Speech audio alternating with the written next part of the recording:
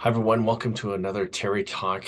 Wanted to talk about the current state of employment here in London, Southwestern Ontario, pretty much across the country.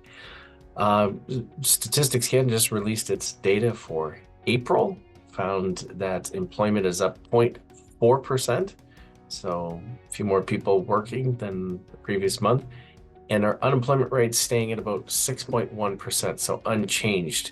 6.8% for Ontario. That's 6.1 numbers for the all of Canada. When you actually look at the numbers, 2020, 4 years ago, was at 14.1%, then went down to 8.3.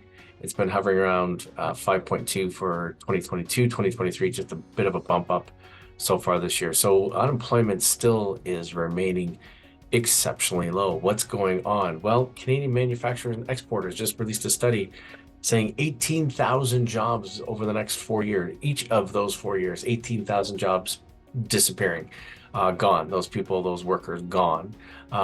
This is a national number, but we all know that a big chunk of that's going to be here in Southwestern Ontario with its big manufacturing base.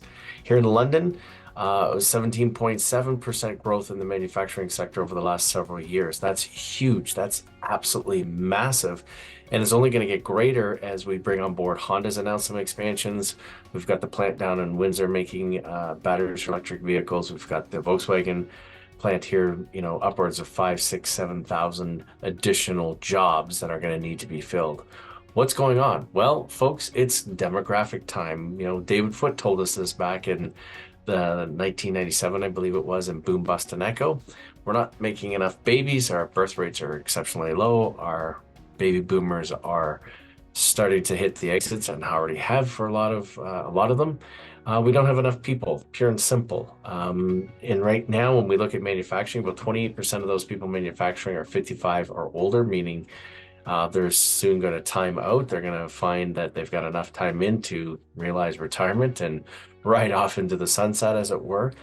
Right now, in that survey by the Canadian manufacturing exporters, 70% of those employers are saying, we've got labor shortages. This is huge. And of those, 60% of them are saying the big challenges is in finding skilled laborers.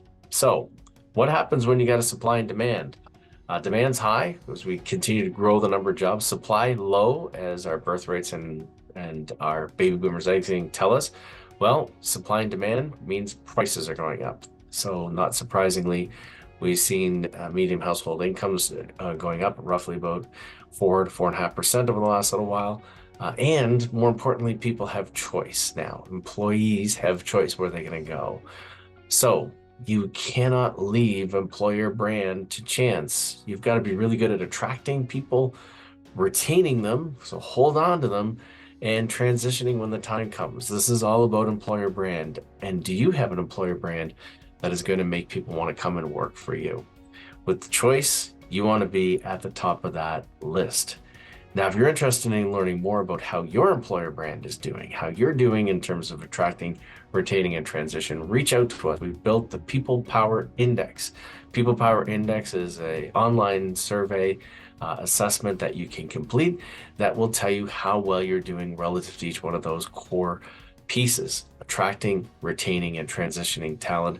No cost, no obligation, quick report, gives you a quick scorecard, can be potential game changer for you in terms of how well you're doing, because folks, it's only going to get worse. It's not going to get better.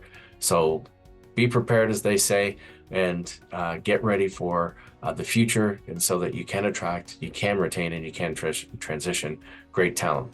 We'll look forward to seeing you again soon. Drop us a comment down below or send us a note. We love to engage in these conversations. We look forward to hearing from you soon.